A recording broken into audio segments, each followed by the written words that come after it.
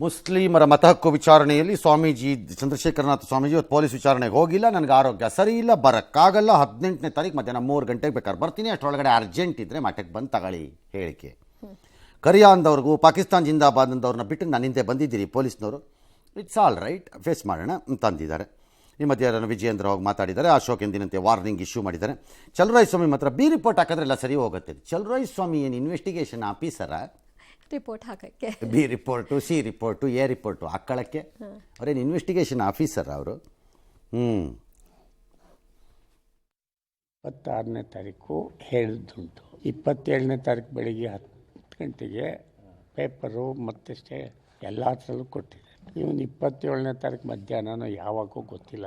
ಅದು ಕೊಟ್ಟಿದ್ದಾಗ ಅವ್ರು ಮಾಡಿಕೊಂಡ್ರೆ ಅದು ನಾವೇನು ಮಾಡೋಕ್ಕೆ ನಡೆಯೋಕ್ಕಾಗೋದಿಲ್ಲ, ಕೂತ್ಕೊಳ್ಳೋಕ್ಕಾಗೋದಿಲ್ಲ. ಇಲ್ಲ ಆರೋಗ್ಯ ಇಲ್ಲ ಅಂತ ಹೇಳ್ತಾ ಇದ್ದೀವಲ್ಲ, ಇಲ್ಲೇ ಬಂದರೆ ಏನು ಬರ್ತದೆ ಅದೇ ಹೇಳ್ತೀವಿ. ವಿಧಾನಸೌಧದಲ್ಲಿ ಪಾಕಿಸ್ತಾನ್ ಜಿಂದಾಬಾದ್ ಅಂತ ಅವ್ರನ್ನೆಲ್ಲ ಏನು ಮಾಡಲಿಲ್ಲ. ಹೀಗೆ ವಕ್ಫ್ ವಿಚಾರದಲ್ಲಿ ಇವತ್ತು ರಾಜ್ಯಾದ್ಯಂತ ಇವತ್ತು ಉಗ್ರ ಪ್ರತಿಭಟನೆ ಕೂಡ ನಡೀತಾ ಇದೆ. ರೈತರು ಇವತ್ತು ಬೀದಿಗಿಳಿದಿದ್ದಾರೆ. ಸಹಜವಾಗಿಯೇ ಸ್ವಾಮೀಜಿಗಳು ಕೂಡ ರೈತರ ಪರವಾಗಿ ಆಕ್ರೋಶ ಭರಿತರಾಗಿ ಮಾತನಾಡಿದ್ದಾರೆ. ಆದ್ರೆ ಎಲ್ಲೋ ಒಂದ್ ಕಡೆ ಚಂದ್ರಶೇಖರ ಸ್ವಾಮೀಜಿಯವರು ಅದೇ ನನ್ನ ಕಾನೂನು ಪ್ರಕಾರ ವಿರುದ್ಧ ಆಗಿದ್ರೆ ಅದನ್ನ ನಾನು ಕ್ಷಮೆ ಕೇಳ್ತೀನಿ ಅನ್ನೋ ಮಾತನ್ನು ಕೂಡ ಹೇಳಿದ್ರು. ಅಲ್ಲಿಗೆ ಮುಕ್ತಾಯ ಆಯ್ತು. ಆದ್ರೆ ಕಾಂಗ್ರೆಸ್ ಅವರು ಸರ್ಕಾರದ ಗೃಹ ಸಚಿವರಿಂದ ಹಿಡಿದು ಉಪಮುಖ್ಯಮಂತ್ರಿಗಳಿಂದ ಹಿಡಿದು ಮುಖ್ಯಮಂತ್ರಿಗಳಿಂದ ಹಿಡಿದು ಕಾನೂನಿಗಿಂತ ಯಾರು ದೊಡ್ಡವರಿಲ್ಲ ಒಪ್ಕೋತೀನಿ ನಾನು. ನೀವೇನ ಕಂಪ್ಲೇಂಟ್ ಆಧಾರದ ಮೇಲೆ FIR ಹಾಕಿದ್ದಾರೆ.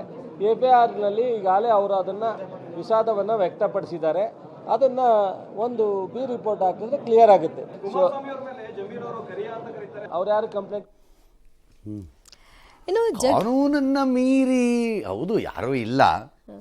ಭಾಳ ಜನ ಭಾಳ ಸರಿ ಆಗಿರ್ಬೋದೇನಪ್ಪ ದೇಶದಲ್ಲಿ. ಎಸ್, ಜಗಜ್ಯೋತಿ ಬಸವೇಶ್ವರರ ಬಗ್ಗೆ ವಿವಾದಾತ್ಮಕ ಹೇಳಿಕೆ ನೀಡಿದ ಬಸನಗೌಡ ಪಾಟೀಲ್ ಯತ್ನಾಳ್ ವಿರುದ್ಧ ಭಾರೀ ಆಕ್ರೋಶ ಮುಂದುವರೆದಿದೆ.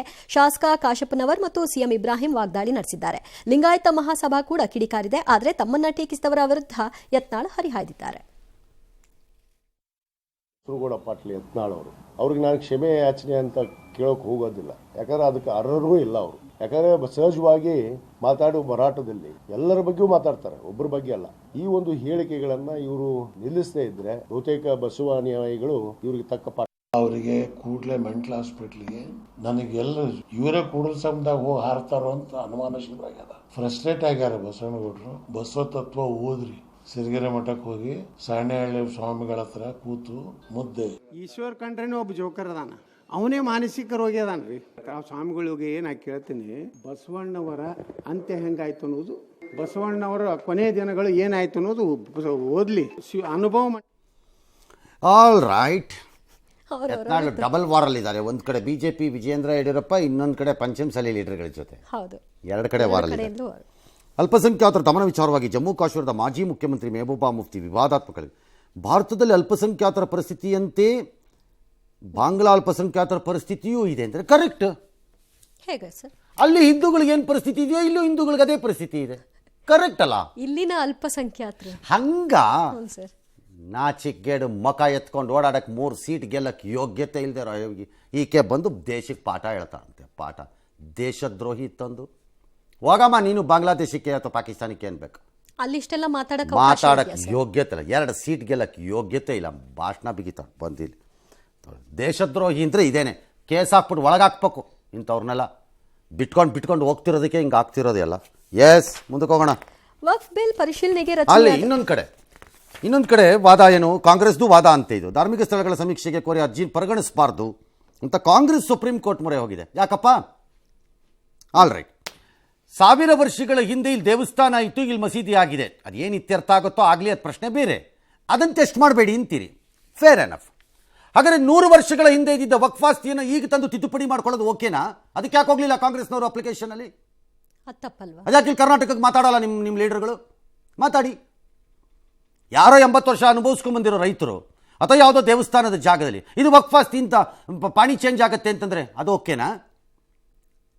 ಅದ್ರ ಹಿಂದಕ್ಕೆ 1000 ವರ್ಷದಿಂದ ಅದು ಓಕೆ ಇಲ್ಲ ಅಂತಾರೆ. ಯಾವ ಸ್ಟ್ಯಾಂಡ್ ರೀ ಕಾಂಗ್ರೆಸ್ನವ್ರದ್ದು?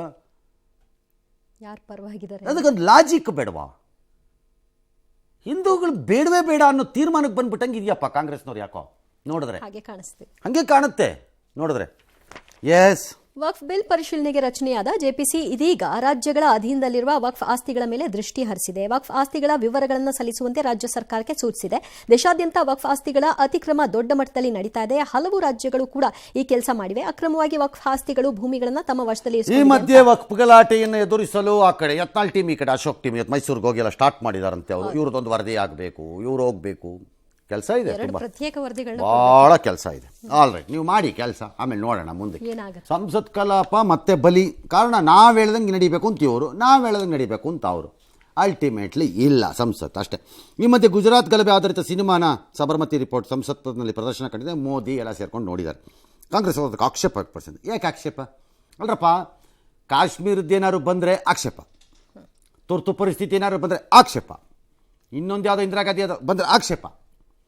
ನಿಮ್ಗೆ ಯಾವ ಥರ ಫಿಲಮ್ ಬೇಕೋ ಓಲಿ ಮಾಡ್ಕೊಂಡು ನಿಮ್ಮ ಮನೇಲಿ ಹಾಕೊಂಡು ನೋಡ್ಕೊಳ್ರಿ ಅಟ್ಲ ಕಡೆ ಅಷ್ಟೇ. ಸಿನಿಮಾ ನೀವೇ ಹೇಳಿದಿರಲ್ಲ, 1000 ಸರಿ ಹೇಳಿದಿರಿ. ಲೆಫ್ಟ್ ವಿಂಗಿಂದು ಫಿಲಮ್ಸ್ ಬಂದಾಗ ಫಿಲಮ್ ಅಂದರೆ ಫಿಲಮ್ ರೀ, ಫ್ರೀಡಮ್ ಆರ್ಟಿಸ್ಟಿಕ್ ಅಂತೆಲ್ಲ ಹೇಳಿದಿರಿ ನೀವೇ. 1,00,000 ಸರಿ ಹೇಳಿದ್ದೀರಪ್ಪ ಎಲ್ಲರಿಗೂ. ಏನ ಕತೆ. All right, S. ಮಹಾರಾಷ್ಟ್ರ ಮುಖ್ಯಮಂತ್ರಿ ಯಾರು ಅನ್ನೋದ್ರ ಬಗ್ಗೆ ಇನ್ನೂ ನಿರ್ಧಾರ ಆಗಿಲ್ಲ. ಸಭೆ ನಾಳೆಗೆ ಮುಂದೂಡಿಕೆ ಆಗಿದೆ. ನಾಡಿದ್ದು ಬಿಜೆಪಿ ಶಾಸಕಾಂಗ ಪಕ್ಷದ ಸಭೆ ನಡೆಯುತ್ತೆ. ಫಡ್ನವೀಸ್ ಹೆಸರು ಬಹುತೇಕ ಫೈನಲ್ ಆಗೋ ಸಾಧ್ಯತೆ ಇದೆ. ನಾನು ಡಿಸಿಎಂ ರೇಸ್ನಲ್ಲಿ ಇಲ್ಲ ಅಂತ ಸಂಸದ ಶ್ರೀಕಾಂತ್ ಶಿಂಧೆ ಅವರು ಸ್ಪಷ್ಟನೆ ಕೊಟ್ಟಿದ್ದಾರೆ. ಈ ಮಧ್ಯೆ ಮಹಾರಾಷ್ಟ್ರದಲ್ಲಿ ಬಿಜೆಪಿ ಗೆದ್ದದಕ್ಕೆ ಮೋದಿ ಅವರು 5,000 ಖಾತೆಗೆ ಹಾಕ್ತಾರೆ ಅಂತ, ಉಪಸಮರ ಗೆದ್ದಿದ್ದಕ್ಕೆ ಇಲ್ಲಿ ಸಿದ್ದರಾಮಯ್ಯನವರು ಖಾತೆಗೆ ಹಣ ಹಾಕ್ತಾರೆ ಅಂತ ಕಲಬುರಗಿಯ ಜನ ಪೋಸ್ಟ್ ಆಫೀಸ್ ಮುಂದೆ ಕ್ಯೂ ನಿಂತುಬಿಟ್ರು. ಅಲ್ಲಿ ಅಧಿಕಾರಿಗಳು ಎಷ್ಟು ಹೇಳಿದ್ರು ಕೂಡ ಕೇಳಲಿಲ್ಲ. ಕೊನೆಗೆ ಸಮಾಧಾನ ಪಡಿಸಿ ಕಳಿಸಿದ್ದಾರೆ. ಲಾಸ್ಟ್ ಟೈಮ್ ಒಂದ್ಸರಿ ಹಿಂಗೆ ಆಗಿತ್ತು ಸರ್. ಫ್ರೀ ಬರುತ್ತೆ ಅಂದ್ರೆ. ಹಾಸನದ ಕಿತ್ತಾನೆ ಬಳಿ ನಿನ್ನೆ ಸಂಭವಿಸಿದ ಭೀಕರ ರಸ್ತೆ ಅಪಘಾತದಲ್ಲಿ 26 ವರ್ಷದ ಕರ್ನಾಟಕ ಅಲಾಟ್ಮೆಂಟ್ ಆಗಿದ್ದ IPS ಅಧಿಕಾರಿ ಹರ್ಷವರ್ಧನ್ ಅಸುನೀಗಿದ್ದಾರೆ. ಸಂತಾಪ ಎಲ್ಲ ಗಣ್ಯರು ಹೇಳಿದ್ದಾರೆ. ಇವತ್ತು ಪೋಸ್ಟ್ಮಾರ್ಟಮ್ ಆಯಿತು. ನಂತರ ಮಧ್ಯಪ್ರದೇಶದಿಂದ ಬಂದಿದ್ದ ಸಂಬಂಧಿಕರಿಗೆ ಅವರ ದೇಹವನ್ನು ಹಸ್ತಾಂತರಿಸಿದ್ರು. ಆಂಬ್ಯುಲೆನ್ಸ್ ಮೂಲಕ ಬೆಂಗಳೂರಿಗೆ ತಂದು ಇಲ್ಲಿಂದ ವಿಮಾನದಲ್ಲಿ ತೊಗೊಂಡು ಮಧ್ಯಪ್ರದೇಶಕ್ಕೆ ಹೋದರು. ಪಾಪ ಮೊನ್ನೆ ಇನ್ನು ಟ್ರೈನಿಂಗ್ ಮುಗಿಸಿ ಮೈಸೂರಲ್ಲಿ ಮೊದಲನೇ ಪೋಸ್ಟಿಂಗ್ ಅಂತೆ ನರಸೀಪುರಕ್ಕೆ ಹೋಗ್ತಾ ಇದ್ದರು. ಪ್ರೊಬೇಷನರಿ ಅಲ್ವಾ, ಹಾಗಾಗಿ ಜೀಪು ನಿಯಂತ್ರಣ ತಪ್ಪಿ ಈ ದುರಂತ ಆಗಿದೆ. ಇದಕ್ಕೆ ಅತಿವೇಗ ಅಜಾಗರೂಕತೆ ಕಾರಣ ಅಂತ ಹೇಳ್ತಿದ್ದಾರೆ, ಗೊತ್ತಿಲ್ಲ. ಚಾಲಕರ ಮೇಲೆ ಕೇಸ್ ಹಾಕ್ಕೊಂಡಿದ್ದಾರೆ. 2023ರಲ್ಲಿ ಫೋರ್ಸನ್ನು ಸೇರಿದ್ರು, ಆಲ್ ಇಂಡಿಯಾ ಸರ್ವಿಸಸ್ಸನ್ನು. ಪಾಪ ಅಲ್ಲ. ಇನ್ನು ನಟ ದರ್ಶನ್ ಮೆಡಿಕಲ್ ಬೇಲ್ ಅವಧಿ ಮುಕ್ತಾಯಕ್ಕೆ 10 ದಿನಗಳು ಬಾಕಿ ಇದೆ. ಅವ್ರದ್ದು ಇನ್ನು 2-3 ದಿನಗಳಲ್ಲಿ ಬೆನ್ನು ಉರಿಯ ಸರ್ಜರಿ ಆಗುತ್ತೆ ಅಂತ ಹೇಳಲಾಗ್ತಿದ್ದು, ಒಂದು ವೇಳೆ ಸರ್ಜರಿ ಆದರೆ 3-4 ತಿಂಗಳು ಅವರು ರೆಸ್ಟ್ ಮಾಡ್ಕೊಳ್ಬೇಕು ಅಂತ ಹೇಳಲಾಗ್ತಿದೆ. ಇನ್ನು ಈ ಮಧ್ಯೆ ಮೊದಲ ಬಾರಿಗೆ ಆಸ್ಪತ್ರೆಯ ಬೆಡ್ ಮೇಲೆ ನಟ ದರ್ಶನ್ ಮಲಗಿರುವಂತಹ ಫೋಟೋ ಒಂದು ಹೊರಗೆ ಬಂದಿದೆ. ನಾಳೆ ದರ್ಶನ್ ಮೂಲ ಜಾಮೀನಿನ ಅರ್ಜಿ ವಿಚಾರಣೆಗೆ ಎತ್ಕೊಳ್ತಾರೆ. ತನಿಖೆ ಆಗಬೇಕಾಗದು. ಆ ಫೋಟೋ ಹೊರಗೆ ಬಂದಿರೋದು ಈ ಟೈಮಲ್ಲಿ ಯಾಕೆ ಬರ್ಬೇಕು ಸರ್? ಅದು ಅಲ್ಲ, ಯಾವ್ದಾದ್ರು ಟೈಮಲ್ಲಿ ಬರಲಿ, ತನಿಖೆ ಆಗಬೇಕಾ? ಯಾಕಂದ್ರೆ ಕೋರ್ಟ್ ಹೇಳಿತ್ತಲ್ವ, ಏನು ಮಾಡ್ಕೋಬೇಡಿ, ಶೇರ್ ಹಾಕಿ. ಯಾರು ತೆಗೆದ್ರು? ಮೋಸ್ಟ್ಲಿ ಯಾರೋ ತೆಗೆದಿರ್ತಾರಲ್ವಾ. ಇಷ್ಟೆಲ್ಲ ಗೌಪ್ಯತೆ ಕಾಪಾಡಿದ್ಮೇಲೆ ಅಲ್ಲಿ ಯಾರು ಇದನ್ನ ಹಾಕೋದು? ಹೌದು. ನೋಡೋಣ, ಅವ್ರಿಗೆ ಆಪರೇಷನ್ ಆದ್ರೆ ಆಗತ್ತೆ ಅಷ್ಟೇ. ಕೋರ್ಟ್ ಅದನ್ನು ಪರಿಗಣಿಸ್ಬೇಕಾಗತ್ತೆ. ಹಾಂ, ಆಲ್ ರೈಟ್.